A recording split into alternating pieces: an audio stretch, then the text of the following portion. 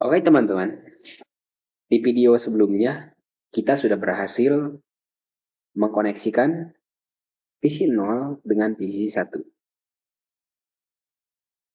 Kita sudah bisa melakukan tes koneksi dan hasilnya berhasil. Yang mana ketika kita melakukan koneksi dan berhasil, ini pada dasarnya karena di PC 0 dan PC 1 sudah kita lakukan konfigurasi IP address. Yang mana di kesempatan pada kali ini kita akan membahas pengenalan IP address lebih lanjut. Oke teman-teman, IP address yang kita tulis di sini bisa teman-teman lihat. Di sini penulisan IP address atau format penulisan IP address itu ada 4 oktet ya teman-teman. Jadi penulisan IP address itu ada 4 oktet. Misalnya gini, x.x.x.x. Jadi ada 4 bagian maksudnya teman-teman. Kenapa 4 bagian? Bisa teman-teman lihat di sini 192.168.1.1. Jika kita hitung ini adalah ada 4 bagian atau disebut dengan 4 oktet. Yang mana di setiap X ini adalah angka desimal, teman-teman. Angka desimal itu nilainya antara 0 sampai 255.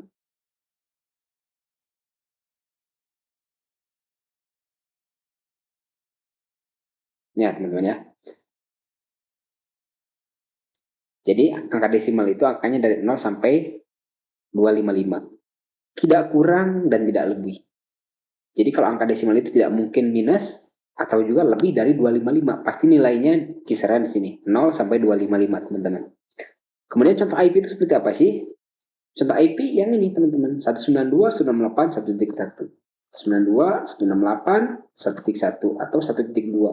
Dan perlu teman-teman ketahui, IP itu nggak mesti yang ini, teman-teman. Banyak, bebas. Namun, untuk pembahasan nanti macam-macam IP, itu nanti akan saya bahas lebih detail di video yang lain. Lanjut, teman-teman.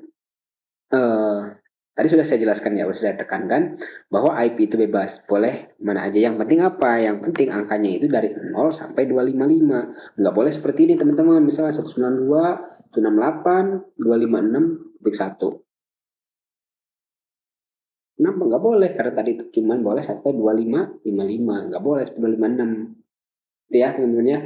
Jadi nggak boleh kurang dan nggak boleh lebih dari angka yang sudah ditentukan ini, 0 sampai 255. Kemudian selanjutnya, penulisan IP address yang benar itu teman-teman ada slash-nya teman-teman. Seperti ini, slash 24 misalkan. 24 itu apa sih? 24 itu adalah prefix teman-teman. 24 itu adalah prefix. Prefix ya teman-teman. Pasti teman-teman bertanya, prefix itu apa? Prefix itu teman-teman jumlah IP yang bisa digunakan. Jumlah IP yang bisa digunakan. Nah, ini prefix teman-teman. Perlu teman-teman pahami ya. Nah, jadi penulisan IP address yang benar itu ada slash-nya, slash 24. 24 itu apa? 24 itu prefix. Prefix itu apa sih? Prefix itu jumlah IP yang bisa digunakan, teman-teman. Nah, kalau slash 24 nih teman-teman, slash 24 itu IP yang bisa digunakannya berapa sih? IP yang bisa digunakannya kalau slash 24 itu 256. Nah, hitungnya dari mana?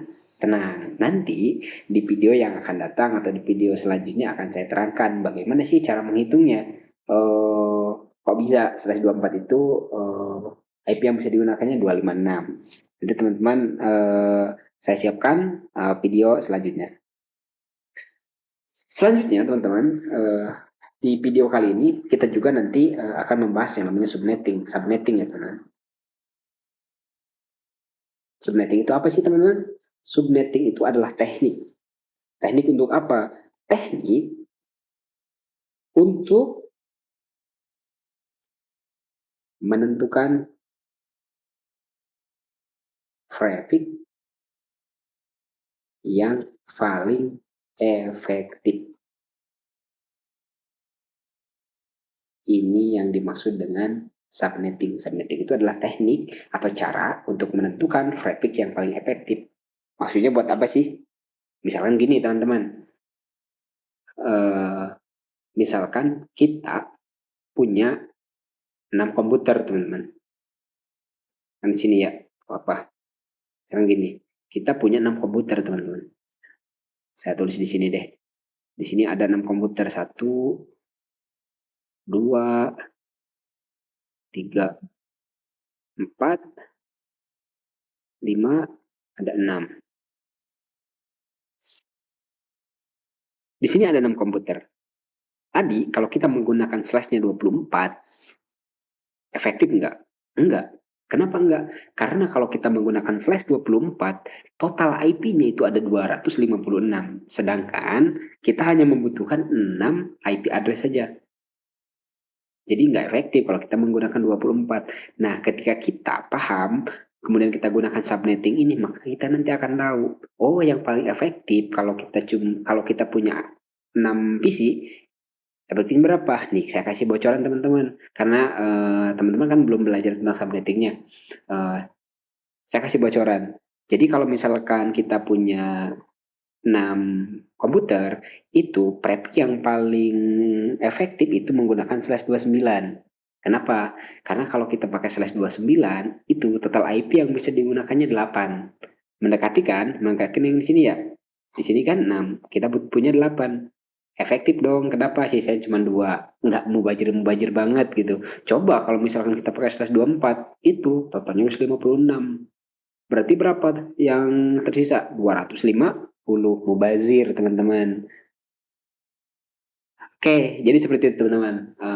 Dengan belajar subnetting, kita akan punya cara menentukan traffic yang paling efektif. Jadi nanti sebagai network engineer, teman-teman, ketika terjun ke dunia industri, teman-teman kerja di ISP misalkan, kalau kita sudah paham dengan hal seperti ini, subnetting dan lain sebagainya, itu enak. Ngebaginya enak, kemudian nanti kalau misalkan kita punya usernya juga kita bagi enak. Oke teman-teman, mudah-mudahan teman-teman bisa memahami materi pengenalan IP address dan subnetting. Ini baru dasar ya teman-teman, baru pengenalan. Nanti di video selanjutnya kita akan bahas bagaimana cara melakukan subnetting.